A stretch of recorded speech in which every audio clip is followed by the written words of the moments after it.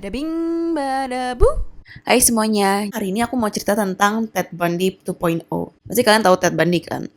Tapi siapa yang nyangka kalau ternyata Ted Bundy punya copycat. Kenapa di sini aku bilang copycat? Karena dia tuh emonya hampir sama kayak Ted Bundy. Kalian tahu kan kalau korban-korbannya Ted Bundy itu semuanya rambutnya yang warnanya gelap, terus rambutnya juga di belah tengah. Pembunuh kali ini, dia juga hampir sama emonya. Dia suka sama perempuan yang badannya kecil dan juga rambutnya gelap. Nah, untuk pembunuh kali ini, kita punya namanya Danny Rawling. Jadi, untuk backgroundnya sedikit, Danny Rawling ini dia lahir di Louisiana, dia juga gede di sana. Bapaknya namanya James, ibunya namanya Claudia. Bapaknya itu dulu tuh polisi, nah ibunya tuh ibu rumah tangga. Dia juga setahu aku punya siblings juga deh, dia beberapa bersaudara gitu. Nah, James ini tuh sering dikatain sama bapaknya, lo anak yang gak sengaja kebikin. Nah, parahnya bapaknya tuh toksik banget. Satu hari dia bisa benci banget sama Danny dan keluarganya, satu hari dia bisa sayang banget sama keluarganya dan sayang banget sama Danny. Bahkan pernah bapaknya sekali beliin Danny anak anjing, puppy gitu. Lucu banget, dan Danny sayang banget sama si puppy ini.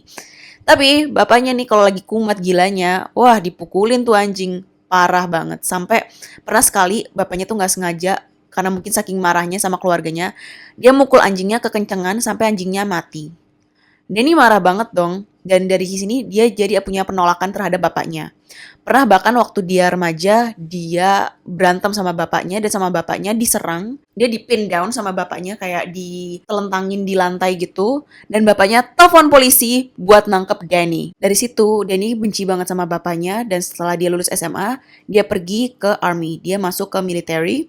Dia mau cabut dari kehidupannya, dia mau cabut dari rumahnya, dan ternyata di military itu dia pinter. Dia sebenarnya pinter secara akademis, cuma masalahnya dia tuh ngobat sama dia minum-minum. Akhirnya Danny itu dipecat dari military. Karena dipecat dari military, Danny baliklah ke tempat asalnya di Louisiana. Danny pun mikir, yaudah deh gue mau bertaubat, gue mau ke jalan yang benar, gue mau balik ke Tuhan. Dia pergilah ke gereja dan ketemu seorang perempuan. Perlu diketahui, ciri-ciri fisik perempuan ini adalah badannya kecil dan rambutnya gelap. Dia udah menikah sama perempuan ini, udah punya anak. Tapi sayangnya Danny ini nggak bisa bertahan sama satu pekerjaan. Jadi dia selalu ganti-ganti pekerjaan. Karena emang dia tuh nggak becus kerjanya. Karena dia minum-minum terus dia ngobat terus. Akhirnya sampai suatu hari Danny ini jadi pengacara. Pengangguran banyak acara. Istrinya marah dong, lo udah gak nafkain gue, lo minum-minum, lo mabok-mabokan, terus lo ngobat, terus juga lo ngasarin gue, ngasarin anak gue mau cerai. Talak 3. Danny yang udah gak pernah bener lagi isi otaknya, dia marah. Apa? Kamu mau cerain aku? Apa karena aku pemabuk? Apa karena aku pengangguran? Iya, Danny karena itu. Akhirnya Danny sama istrinya ini cerai. Danny yang udah lontang-lantung, gak punya pekerjaan dan hidupnya gak jelas, akhirnya dia mulai ngerampok. Dan dia paling suka ngerampok ke supermarket karena menurut dia paling gampang. Dia ke supermarket, ngerampok duitnya, sampai dia ketangkep dan dijeblosin ke penjara. Dia ditahan di penjara selama 6 tahun, dan selama di penjara itu, dia dijuluki sebagai si psycho. Lo bayangin udah masuk penjara dipanggil psycho juga sama napi, berarti lo segila apa di penjara. Lalu setelah dia keluar dari penjara ini, dia bukannya bertobat, dia malah lari dari satu negara bagian ke negara bagian lain untuk ngerampok lagi. Tapi sekarang ngerampoknya lebih agak canggih dikit ya, dia pakai senjata api. Terus dia ketangkap lagi dong. Posisinya lagi di Georgia. Dia lagi di Georgia, dia ketangkap lagi ngerampok. Dia bilang lah sama lawyernya, Pak pengacara, saya nggak mau masuk ke penjara nih. Saya jangan dong dijeblosin ke penjara. Terus lawyernya kayak, ini bukan pasar ya, nggak bisa nawar. Dan Danny ngomong sesuatu yang bikin lawyernya takut banget sama dia. Oke, Bapak boleh nggak minta tolong ke Pak Hakim untuk potong aja tangan saya, dua-duanya. Kan kalau saya buntung, saya nggak bakalan nyuri lagi. Tapi nggak bisa kayak gitu ya, akhirnya dijeblosin lagi ke penjara. Sekeluarnya dari penjara, dia balik lagi ke Louisiana. Dia tinggal lagi sama keluarganya. Terus dia kerja sebagai waiter, sebagai pelayan di salah satu rumah makan. Selain jadi pelayan, dia punya side job nih, dia punya pekerjaan sampingan sebagai stalker. Dia suka sama satu cewek ini namanya Julie Grimson. Julie ini orangnya cantik banget. dan dia suka sama Julie. Dia stalk terus, dia tahu lah Julie kerja di mana, terus kuliahnya di mana, kelasnya jam berapa aja. Nah, tapi karena kita tahu nih kalau si Danny ini orangnya nggak becus kerjanya, terus dia juga attitude-nya nggak ada, akhirnya dia dipecat lagi. Pas malam dia dipecat, dia bete. Akhirnya dia memutuskan untuk pergi ke tempat kerjanya Julie. Dia ke tempat kerjanya Julie, dia tungguin sampai Julie selesai kerja, terus Julie keluar, dia jalan pulang, sama dia diikutin nih, sama Danny diikutin si Julie ini. Julie masuk rumah, terus Danny robos masuk rumahnya Julie, Julie diperkosa dan dibunuh. Tapi pas banget nih, abis Danny menyelesaikan tugasnya, bapaknya Julie sama keponakannya Julie baru aja sampai ke rumah. Jadi keponakannya Julie ini lagi liburan ke rumahnya Julie sama bapaknya Julie. Terus dihabisin lah sama Danny sekalian. Tanggung kan? Dan gak puas di situ aja, Danny memposekan Julie dengan pose-pose yang provokatif. Kayak misalnya, Julie udah mati nih. Terus sama dia dibikin posenya kayak.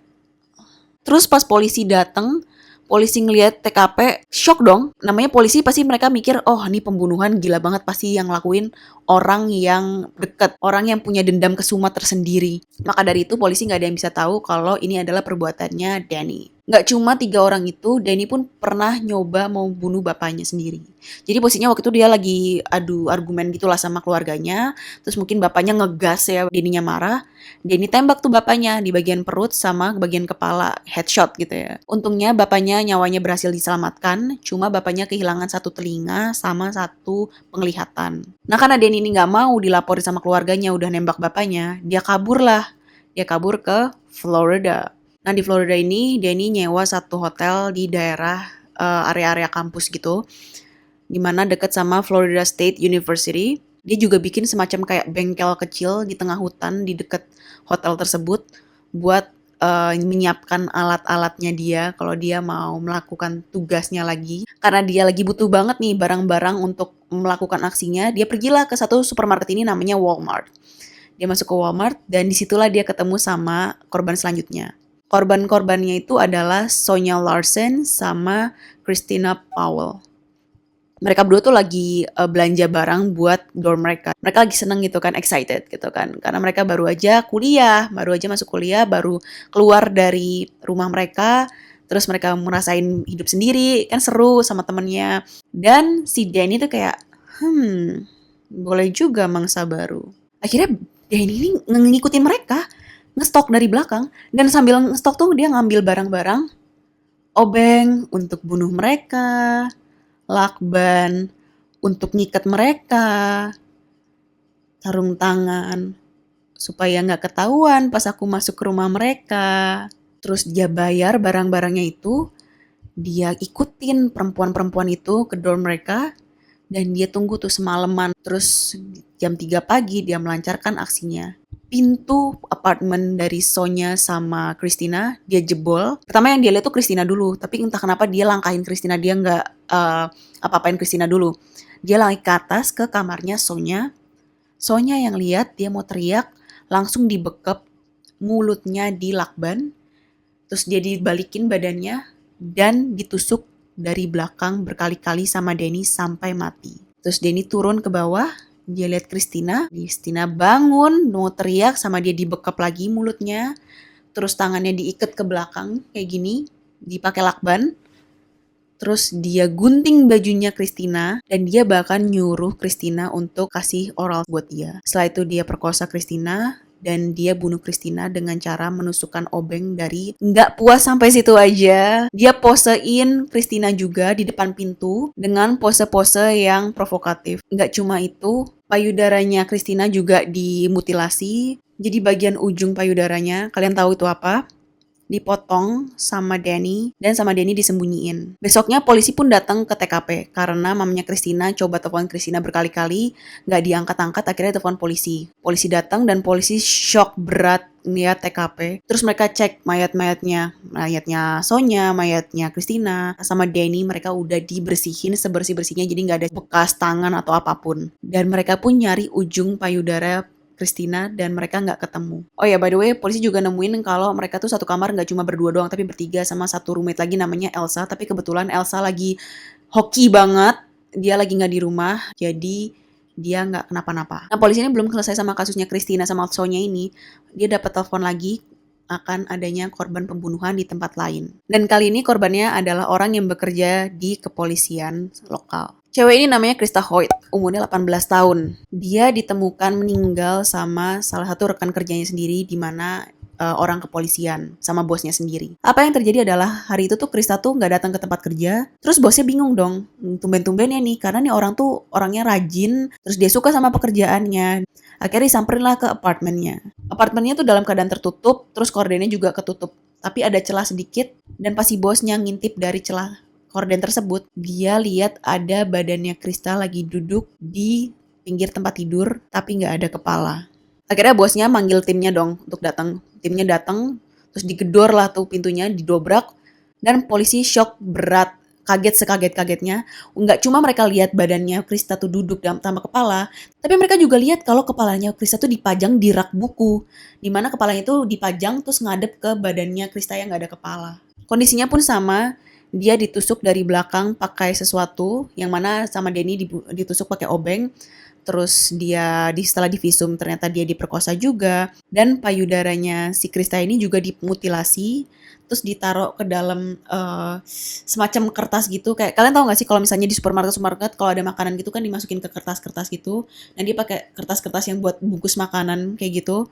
Terus ya udah kayak dihidangkan aja, tapi ujung payudaranya nggak ada, hilang juga. Nggak cuma sampai situ aja, tapi Denny ngambil kaca dari satu ruangan itu. Jadi satu ruangan itu semua kacanya diambil, sama dia diposisiin ke angle-angle tertentu. Jadi semua orang yang masuk ruangan bisa lihat badannya Krista yang tanpa kepala dan dengan posisi yang mengerikan tersebut dari berbagai sudut. Jadi kronologisnya, waktu itu tuh si Denny itu masuk ke apartemennya Krista. Krista lagi nggak ada di rumah nih, jam 11 malam. Kira dia tunggu di apartemennya Krista. Nggak lama kemudian Krista tuh pulang, sama dia langsung di cengkiwing tuh apa ya, kayak dicekek dari belakang tuh kayak gitu, sampai Krista pingsan. Terus dia perkosa Krista sama dia bunuh dari belakang tuh, sama dia ditusuk.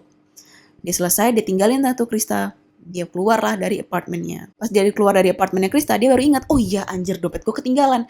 Dia masuklah ke apartemennya Krista, dan habis dia ambil dompetnya dia langsung mikir, kayaknya nggak asik kalau cuma diginin doang. Makanya kenapa dia potong kepalanya Krista, terus dia juga memutilasi bagian-bagian tertentu dari badannya Krista. Menariknya lagi, Krista ini adalah korban yang paling mirip sama mantan istrinya si Danny. Karena kejadian ini, kampus langsung heboh banget dong. Semua orang takut, semua orang yang sekolah di Florida State University langsung pada transfer, langsung pada pindah ke kampus lain. Banyak yang pulang, yang nggak mau kuliah lagi, yang cuti semester. Terus banyak juga yang akhirnya tidur di kampus. Jadi di kampus tuh kayak ruang common room gitu, kalau ruang lobbynya itu dijadiin tempat tidur buat semua siswi-siswi yang nggak tinggal di asrama kampus. Karena mereka takut banget. Apalagi masalahnya Ted Bundy itu waktu itu kan di Florida State University juga. Jadi orang-orang langsung kayak, bakal ada Ted Bundy yang lain. Nah, karena ketakutan ini tuh banyak banget cewek yang tinggal nggak di asrama kampus, nyari roommate cowok supaya mereka merasa aman gitu ya. Nah, ini yang terjadi sama Tracy dan Manuel.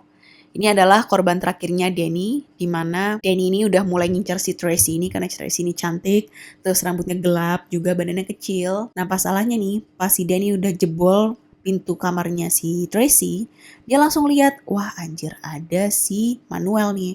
Manuel ini satu udah cowok, dua badannya gede banget karena dia main football, badannya gede sekel yang berotot gitu. Dia langsung mikir, mati nih gue pasti sama cowok ini, gue sekali libas pingsan gue. Akhirnya Danny ngambil kesempatan dimana pas Manuel ini lagi tidur, dia ambil obengnya dia dan dia tusuk perutnya Manuel kencang banget sampai obengnya itu tembus dari perut ke punggungnya Manuel.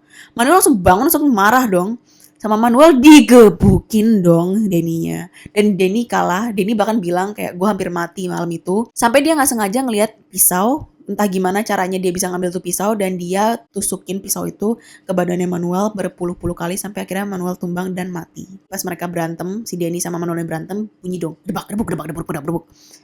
Akhirnya Tracy bukalah tuh kamarnya. Di pintu kamarnya dia ngelengok. Dia turun ke bawah dan dia lihat si Danny yang baru aja bunuh Manuel. Dia langsung lari lagi balik ke kamarnya.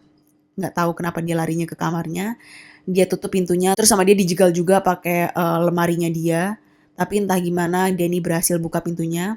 Dan kata-kata terakhir yang diucapkan sama Tracy adalah, "Lo pembunuhnya ya?" Dan Danny jawab, "Iya." Terus dia sekap Tracy pakai lakban, terus diikat juga tangannya pakai lakban ke belakang. Terus dia perkosa Tracy dan dia tusuk badannya Tracy di bagian belakangnya pakai obeng sampai Tracy meninggal. Nah, dari kejadian ini pastinya ada tersangkanya dong. Dan orang-orang di Florida State University, mereka semua pada nuduh ada satu cowok ini, anak freshman, anak baru namanya Edward Humphrey. Nah, si Edward Humphrey ini kenapa dituduh? Karena pertama dia punya mental illness. Kedua, dia punya codet di mukanya. Padahal codetnya itu gara-gara dia kecelakaan waktu kecil, bukan karena dia berantem. Terus dia bawa pisau kemana-mana. Dia pernah mengancam tetangganya. Terus pas banget nih, Edward tinggal di seberang apartemennya Tracy sama Manuel. Tapi itu semua masih spekulasi. Sampai pada suatu hari, mamanya Edward ini telepon polisi untuk ngelaporin Edward karena Edward ini nyerang neneknya. Nah, Edward dibawa dong ke polisi, terus diambil DNA-nya segala macem.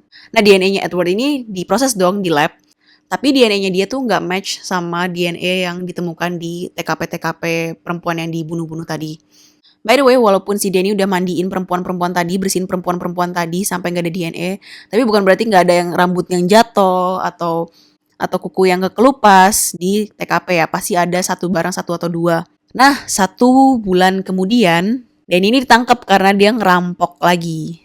Nah, pas dilihat barang-barangnya Danny sama polisi-polisi, kok banyak banget alat-alat yang sama kayak yang dipakai sama pembunuh di Florida State University. Kok banyak banget yang sama nih, pisaunya lah, topengnya lah, terus sarung tangannya lah.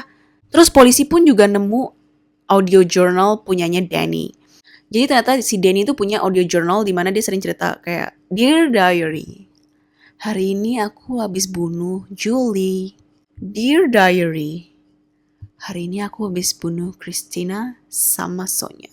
Terus langsung lah mereka ambil sampel DNA-nya si Danny dan ternyata cocok sama sampel DNA yang ditemukan di TKP.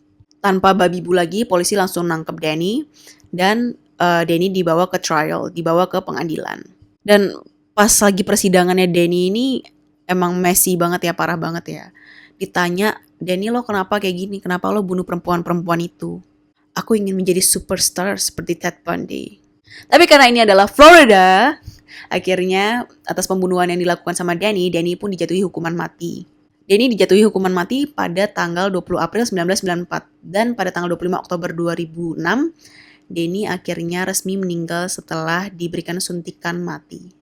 Korbannya dia mungkin gak sebanyak Ted Bundy ya, tapi cara dia menganiaya korbannya gak habis pikir gitu loh. Anyways, makasih udah dengerin cerita aku hari ini. Komen di bawah bagaimana pendapat kalian tentang kasus ini. Menurut kalian dia lebih parah daripada Ted Bundy, sama aja kayak Ted Bundy, atau nggak separah Ted Bundy? Jangan lupa juga kalau kalian suka video ini, kalian like, terus subscribe, dan sampai ketemu ke video selanjutnya. Bye!